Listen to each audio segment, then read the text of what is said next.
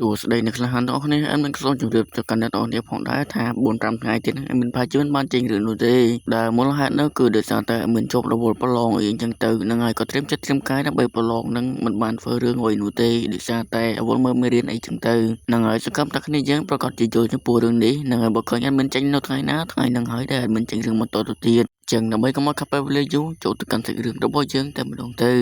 ដែលសាច់រឿងរបស់យើងចាប់ផ្ដើមនៅភាគនេះទួយរបស់យើងដែលជាយាយយន្តក៏ពិតជាអត់សំណើចចំពោះរឿងមួយនេះខ្លាំងមែនទែននឹងក៏បានសើចចំអកទៅកាន់អបិអ្នកដឹកនាំនៃគ្រួសារចិននឹងហើយដែលមានសមបញ្ជាក់បន្តិចអបិនឹងជាអ្នកដឹកនាំគឺមិនមែនជាមេគ្រួសារនោះទេអបិនឹងមកទៅវាបានត្រូវក៏ពិតជាស្រេចខ្លាំងមែនទែនតើឆ្កែណាហ៊ានវាប្រហារមកកាន់ខ្ញុំតើចង់ធ្វើឃាតមកកាន់ខ្ញុំមែនទេហើយបន្ទាប់ពីវាក៏លេចឃើញទៅកាន់យាយយន្តរបស់យើងដោយយ៉ាងអំភើយទៅកាន់ខាងមុខនឹងវាក៏ពិតជាខ្លាំងមែនទែនក៏បានស្រេចចម្ដងទៅដល់សងសឹកនឹងពជាកូនចៅរបស់វាមកវាប្រហារទៅកាន់យាយយន្តតែម្ដងយាយយន្តក៏បានសួរទៅវិញហើយតើឯងចង់យ៉ាងម៉េចនឹងអ្នកដឹកនាំនៃគ្រួសារឈិនខ្ញុំគឺជាភ្ញៀវរបស់គ្រួសារឯងហើយខ្ញុំក៏ជាសិស្សរបស់លោកវងសួងផងដែរអបិដឹកនាំនៃគ្រួសារឈិនក៏បាននិយាយទៀតហើយថាមិនជាសិស្សរបស់លោកវងសួងមែនទេប៉ុន្តែគ្រាន់តែជាសម្រាប់មួយដុំទៅប៉ុណ្ណោះថ្ងៃនេះយើងប្រកាសជាបង្រៀនវិន័យនិងច្បាប់ទៅកាន់ឯងជាមិនខានហើយក៏បានប្រកូនចាត់របស់គេចូលទៅហើយនឹងក៏បានវាយគឺថាឲ្យផ្សែងជុកនឹងឯងនឹងក៏បាននិយាយទៀតហើយគ្រាន់តែជាសម្រាប់មួយដុំនៃការពពកហូបប៉ុណ្ណោះហ៊ានប្រាដួនថ្មមកវាយមកកាន់ខ្ញុំផងប៉ុន្តែសម្រាប់លទ្ធផលឡើងគឺថាមិនជាតួរបស់យើងនោះទេវាយឡើងរៀបខ្ទេចតែម្ដងនឹងមិនត្រឹមតែខ្ទប់តែកូនចាំនោះទេសូម្បីតែមេគេនឹងក៏ខ្ទប់ដែរនឹងក៏បានសុំមកវកដែលមេតាទៅកាន់យាយយន្តទៀតហើយយាយយន្តក៏បានដេកក៏បានទៅវិញហើយថាមិនវាទៅកាន់មនុស្សដែលមិនរើសអើងបែបនេះតើឯងគិតថានេះជាទង្វើរបស់គ្រួសារឈិននឹងមែនទេប៉ុន្តែគណៈពេលដែលបណ្ដៅទៅកាន់អ្នកដឹកនាំនៃគ្រួសារឈិននោះគណៈពេលនោះកញ្ញាម្នាក់ក៏បានមកហៅតែម្ដងដែលនាងមានឈ្មោះថាកញ្ញាឈិនជាងប៊ីនដែលនាងគឺជាកូនស្រីរបស់អ្នកដឹកនាំនៃគ្រួសារឈិននឹងឯងឬក៏ម្ចាស់នៃគ្រួសារឈិនអីចឹងទៅនឹងក៏បានស្រែកយាយយន្តរបស់យើងឆាប់លេងទៅកាន់លោកពូឈិនរបស់គេភ្លាមទៅនេះគឺជាទឹកដីរបស់គ្រួសារឈិនយើងបើឯងមិនឆាប់លេងបែបនេះនោះទេប្រកាសណាយើងប្រកាសជាប្រាប់ទៅកាន់ឪពុករបស់យើងសម្រាប់ទៅកាន់ឯងចោលតែម្ដងយាយយន្តគណៈពេលដែលបានលើក៏បាននិយាយហើយកុំរៀងមកកាន់ខ្ញុំមែនទេតាមដែលខ្ញុំដឹងអានោះថ្មមួយនេះគឺនាងជាអ្នកគប់នឹងឯងនាងក៏បានតទៅវិញតាំងក៏អត់កតុំទៀតហើយតែមានរឿងអ្វីទៅទងនឹងខ្ញុំទៅខ្ញុំចង់ធ្វើអ្វីជារឿងរបស់ខ្ញុំហើយក៏គ្មាននរណាម្នាក់ហ៊ានស្រែកមកកាន់ខ្ញុំនោះទេខ្ញុំណែនាំទៅកាន់ឯងចាប់ដោះលែងទៅកាន់លោកពូភ្លាមទៅបើមិនដូច្នោះទេកុំមកទៅខ្ញុំឆ្លើយដល់នេះអីសោះនឹងមិនចាំយូរក៏បានដកខ្សែតីរបស់នាងបដៅទៅកាន់យាយយន្តតែម្ដងប៉ុន្តែគណៈដែលវាទៅយាយយន្តរបស់យើងចាប់យ៉ាងងាយស្រួលតែម្ដងនឹងក៏បានសួរឲ្យតើចង់បដៅមកកាន់ខ្ញុំដោយកម្លាំងប៉ុណ្ណេះមែនទេគឺនៅស្ទើរពេកណាស់នឹងក៏បានទាញទៅកាន់នាងនឹងទៅតែម្ដងគណៈពេលដែលកំពុងតែទៅនឹងនាងក៏បានគិតទៀតហើយប្រហែលជាខ្ញុំធ្លាក់លើដៃរបស់គាត់ហើយមើលទៅប៉ុន្តែគិតមកប្រហែលផងគឺថាយាយយន្តរបស់យើងមិនមែនជាអ្នកត្រណាចិញ្ចៀងខាងមុខគឺអ្នកត្រនឹងឯងមកបុកម៉ាំងនឹងគឺថាទល់ផ្អកតែម្ដងគណៈពេលដែលបានកិច្ចហើយគាត់ក៏បាននិយាយឌឺទៅកាន់នាងបន្តទៅទៀតធ្វើឲ្យកូនស្រីរបស់គេនឹងគឺថាយំប្រកាច់ប្រកិនតែម្ដងអាចចម្រាយយោអាមនុស្សក្រក់ខ្ញុំនឹងប្រាប់ឪពុករបស់ខ្ញុំសម្រាប់ទៅកាន់ឯងជាមិនកាននោះទេប៉ុន្តែគណៈពេលនោះឪពុករបស់នាងក៏បានធ្វើដំណើរមកដល់តែម្ដងដែលគាត់គឺជាមេដឹកនាំនៃគ្រួសារឈិនដែលមានឈ្មោះថាឈិនណាងហ្វេងតែហៅថាលោកហ្វេងទៅគឺវាខ្លីនឹងក៏បានសួរឲ្យ WhatsApp Pro អូមិនច្រឡំជាអង់គ្លេស18 Pro មិនបាត់ទេគាត់ក៏បានសួរថាតើមានរឿងអ្វីបានកើតឡើងនោះទីនេះនឹងគាត់ក៏បានសួរទៅកាន់កូនស្រីរបស់គាត់ទៀតហើយអាចារ្យឈិនជាងប៊ីនរបស់យើងគណៈពេលនោះក៏បានស្រែកយំតែម្ដងលោកប៉ាមើលអាប៉ែនោះធ្វើបាបអូនអាប៉ែហេងនោះក៏បានលួចស្រែកបន្តិចផងដែរយាយយន្តរបស់យើងគណៈពេលដែលបានឃើញក៏បានសួរតែម្ដងបងហេងនៅទីនេះដែរមែនទេហើយបន្ទាប់មកស្រីរបស់យើងក៏កាត់មកដល់ការប្រជុំរបស់អ្នកទាំងអស់គ្នាតែម្ដងឪពុករបស់នាងគណៈពេលដែលបានដឹងរឿងទាំងអស់ហើយក៏បានស្រែកតែម្ដងគឺដោយសារតែនាងនឹងឯងប្រកាសណាខ្ញុំនឹងឃុំឯងរយៈពេល1ថ្ងៃកុំឲ្យបានចេញភាពរញ៉េរញ៉ៃបន្តទៅទៀតប៉ុន្តែនាងក៏បានស្រែកទៅវិញហើយប៉ុន្តែគឺជាកំហុសរបស់អប៉ែម្នាក់នោះទេធ្វើឲ្យឪពុករបស់គាត់គិតថាកាំងឹតមុខតែម្ដងឯងពិតទៅធ្វើខ្ញុំខ្មាស់គេពេកណាកូនស្រីដ៏ឥតប្រយោជន៍ឯងឈប់ចេញពីទីនេះភ្លាមទៅ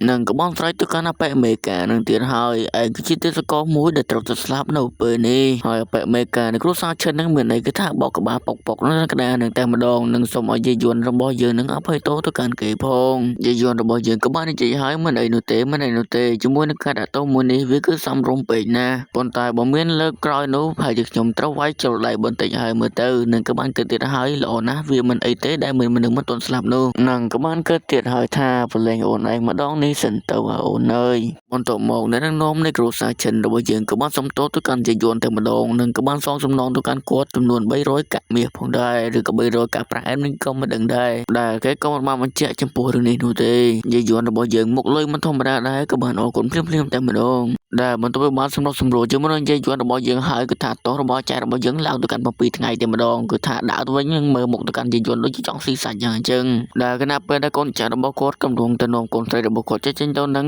ងគណៈពេលនោះកូនចៅរបស់គាត់ម្នាក់ទៀតក៏បានរត់ចូលមកនិងក៏បានបង្កើតដំណើរអាក្រក់តែម្ដងឥឡូវនេះដែរគឺមានមនុស្សលេងងើមួយចំនួនគឺបានឡើងទៅកាន់លើភ្នំនៅទីនោះពួកយើងគឺភ័យខ្លាចថាមានការប៉ះពាល់ទៅដល់លោកដូនតាដែលភ្នំនោះមានឈ្មោះថាភ្នំវីយ៉ាងចំណែកលោកម្ចាស់នៃគ្រួសារឈិនក៏ពិតជាភ្ញាក់ផ្អើលចំពោះរឿងនេះនិងក៏បាននិយាយទៀតហើយប្រហែលជាត្រូវរំខានទៅដល់អបងប្រុសសៀនិងអបងប្រុសយាយហើយមើលទៅដែលបន្ទាប់មកយាយយន់របស់យើងក៏មើលទៅកាន់ព័ត៌មានរបស់ប៉ាក់សៀទៀតហើយនិងក៏បានគិតដែរថារោមជីមកំពុងតែចេញមកទៀតហើយឬក៏សំណាងរបស់គាត់នឹងឯងហើយបន្ទាប់មកសេរីរបស់យើងក៏កាន់មកដល់ភ្នំវីយ៉ាងដែលយើងក៏បានលើកទៅកាន់សម្លេងរបស់យាយយន់របស់យើងត្រូវទៀតហើយបងប្រុសសៀទីនេះគឺពិតជារងើតខ្លាំងណាស់អបសៀក៏បានដេកក៏បានទៀតហើយបើសិនជាឯងខ្លាចមិនបាច់ដើរតាមមកកាន់ខ្ញុំនោះទេយាយយន់គាត់ក៏បានរអ៊ូជាបន្តទៅទៀតឥឡូវនេះបើស្អីមួយក្បាលក៏មិនបានលើមាត់ផងដែរតើពួកមនុស្សក្រុមលេងងើទាំងអស់នោះនៅឯណាទៅដែលគណៈពេលដែលកំពុងទៅដើរនោះមានអីដើមឈើធ្លាក់មកក៏ដើរមុខតែម្ដងនិងក៏បានដឹងថាមានមនុស្សផងដែរពួកគេក៏បានដេញតាមទៅកាន់បរិមម្នាក់នោះយាយយន់របស់យើងក៏បានរអ៊ូក្នុងចិត្តទៀតហើយពិតជាលឿនខ្លាំងមែនទែនដោយមានជំនួយអំពីវិធីសាស្ត្រខ្មោចទៅហើយប៉ុន្តែខ្ញុំនៅតែមិនអាចតាមទាន់ទៅកាន់គេតាមការសន្មតរបស់ខ្ញុំប្រហែលជាបែបនេះប្រកាសជាមានល្បិចជាមិនខាននោះទេហើយយាយយន់ក៏បានប្រាប់ទៅកាន់អបសៀនឹងផ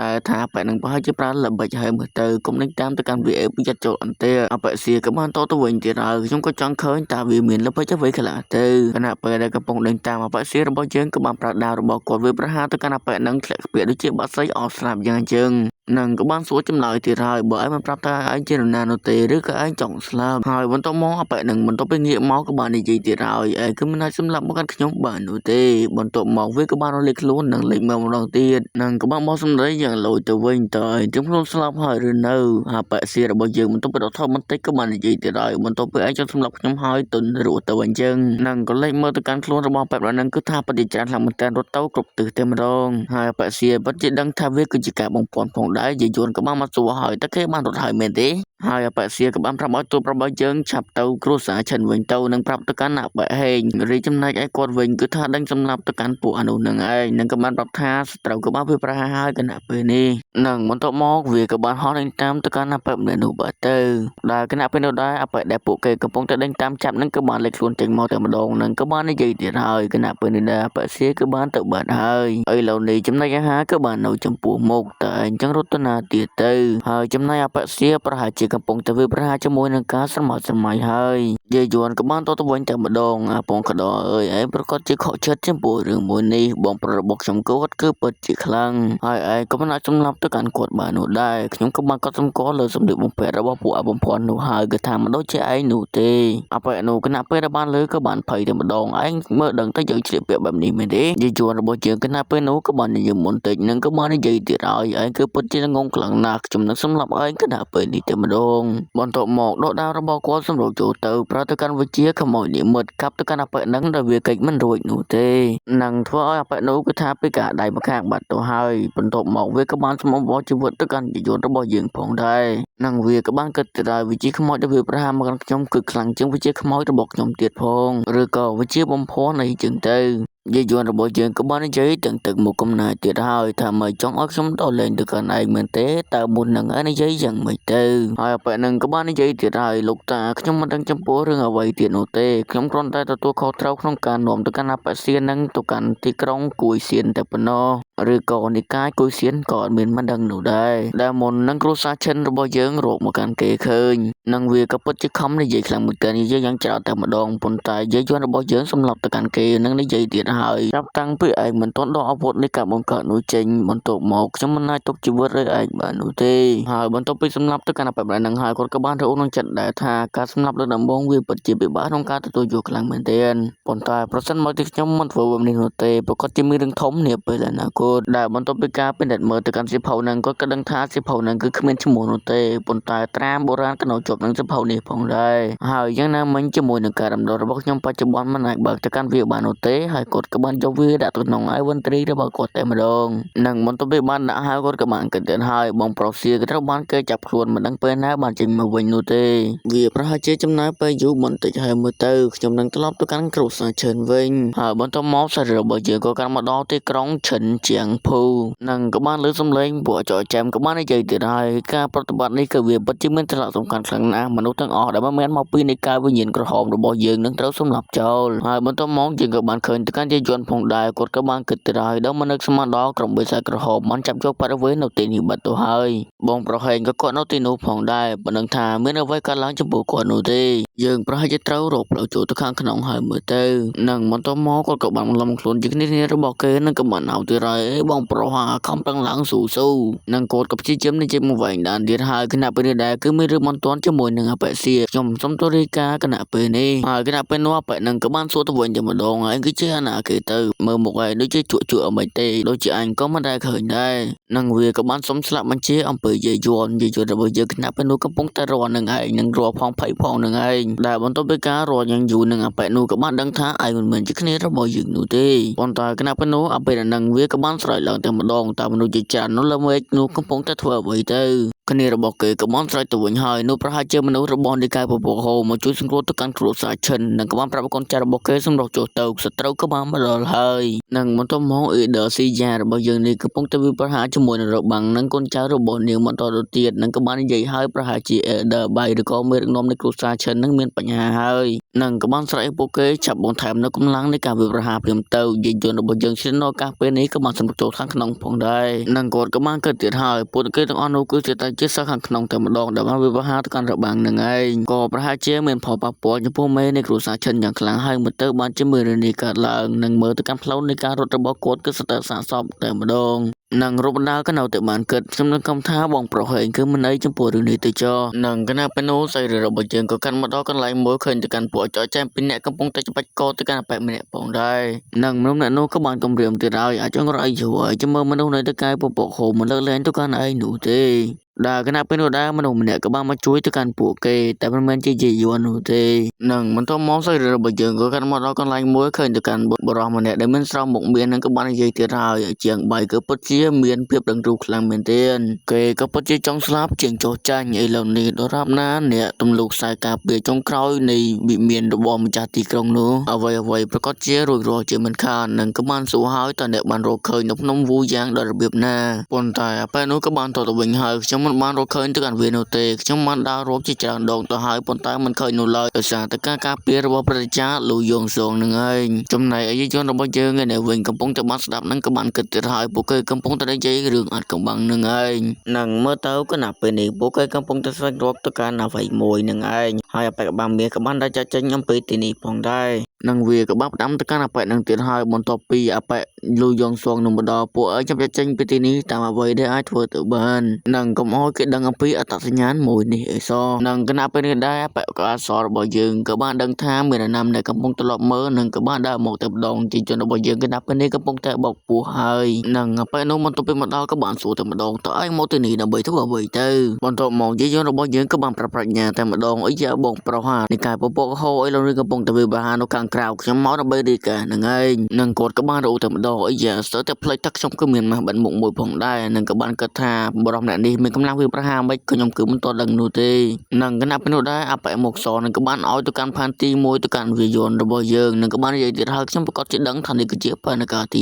2និងចំពោះយាយយន្តរបស់យើងគឺថាមិនដឹងខ្យល់អ្វីនោះទេដែលបន្ទាប់ពីបានទទួលហើយយាយយន្តរបស់យើងក៏បានពិនិត្យមើលផងដែរដែលនេះគឺជាគម្រោងការនៃការវិប្រហាបន្តបន្ទាប់នឹងឯងនិងគាត់ក៏បានដឹងថាបន្ទាប់មកទៀតមិនមែនជាការវិប្រហាអ្វីនោះទេគឺជាការស្វែងរកទៅកាន់អ្វីមួយអបិមកសនោះក៏បានស្រែកតែម្ដងអើយឯងនៅមើលដល់ណាទៀតមិនចាប់ងាប់ទៅ